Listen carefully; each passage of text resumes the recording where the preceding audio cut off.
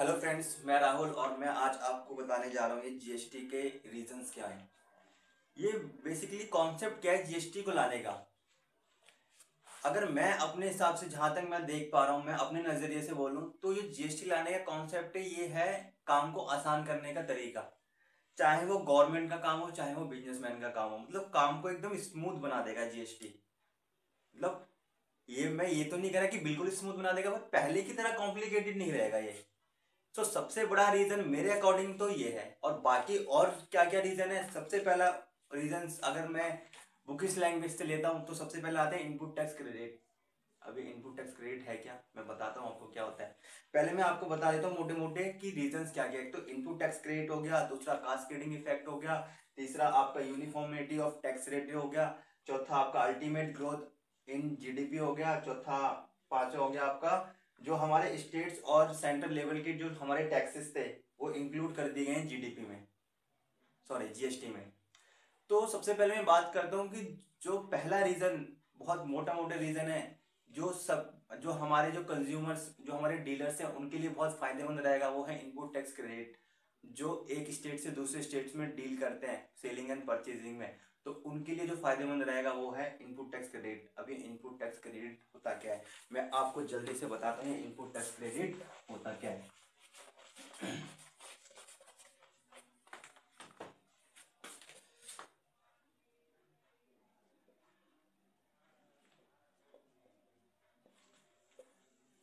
मान लो यहाँ पर एक भाई साहब बैठे हैं, डीलर है ये, दिल्ली में बैठे हैं, ये भी दिल्ली में बैठे हैं। ये अपना कुछ सामान बनाते हैं 80 रुपए में, 20 रुपए इनकी, ये मैं यहाँ लिख देता हूँ, 20 रुपए इनको ये वैट लगाते हैं, 100 रुपए में करते हैं।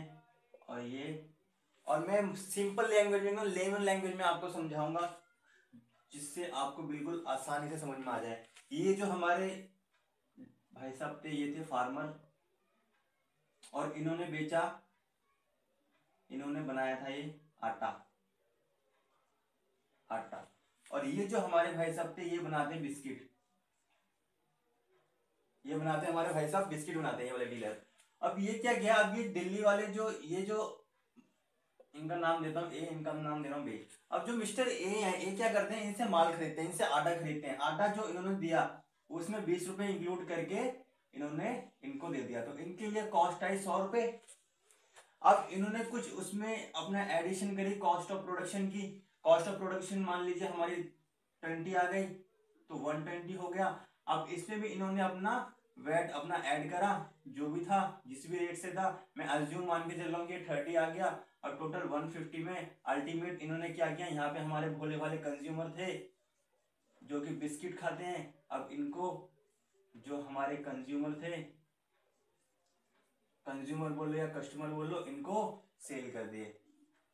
अच्छा, तो इसमें इनपुट टैक्स क्रिएट किया है। तो फ्रेंड्स मैं आपको बताता हूँ कि ये क्योंकि दिल्ली का डीलर है और ये भी दिल्ली का, तो इस ये जो वैट पे करेगा, जो गवर्नमेंट को पैसा पे करेगा, 30 रुपए पे करना चाहिए, इसको पे करेगा, ठीक है। अब ये मिस्टर बी कहते हैं कि मैंने तो ऑलरेडी टैक्स पे कर रखा है, ये रहा, क्योंकि जो मैंने सामान खरीदा इससे ए से जो सामान खरीदा वो 100 रुपए का खरीदा, और 100 रुपए में 20 रुपए इंक्लूड है, ठीक है। ध्यान दीजिएगा, ये जो 100 रुपए का इतना सामान खरीदा था 20 रुपए इसमें इंक्लूड है, और अल्टीमेटली ये जो 20 रुपए है ये क्या करेगा, ये गवर्नमेंट को डिपॉजिट करा देगा।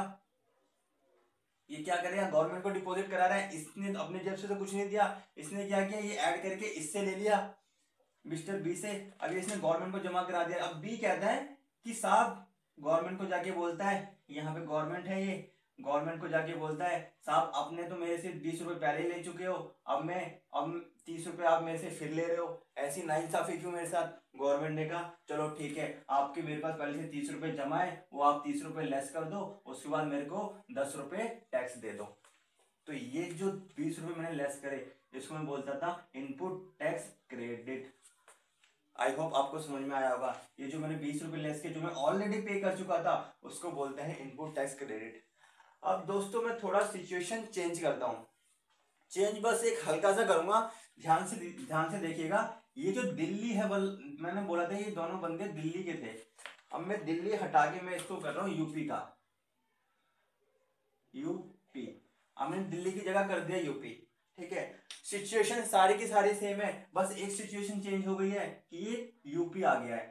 अब जब ये गवर्नमेंट के पास जाएगा कि साहब मैंने आपको ऑलरेडी 20 रुपए दे रखे हैं, तो गवर्नमेंट पता है क्या बोलेगी? गवर्नमेंट बोलती थी भाई साहब दिए होंगे, वो आपने दिए थे यूपी वाले को।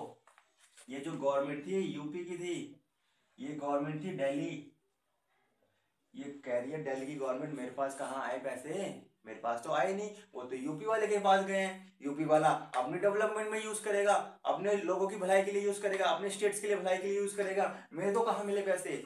तो यहाँ पे क्या एक कंफ्लिक्ट पैदा होता था कि यहाँ पे इनपुट टैक्स क्रेडिट नहीं मिलता था, और अल्टीमेटली जो हमारे पास बर्डन आता था हमारे कंज्यूमर के ऊपर आ जाता था।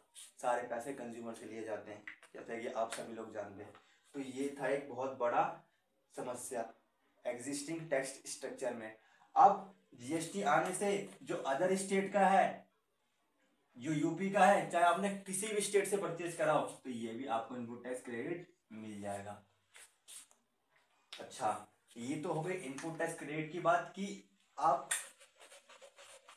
अब मैं आपको एक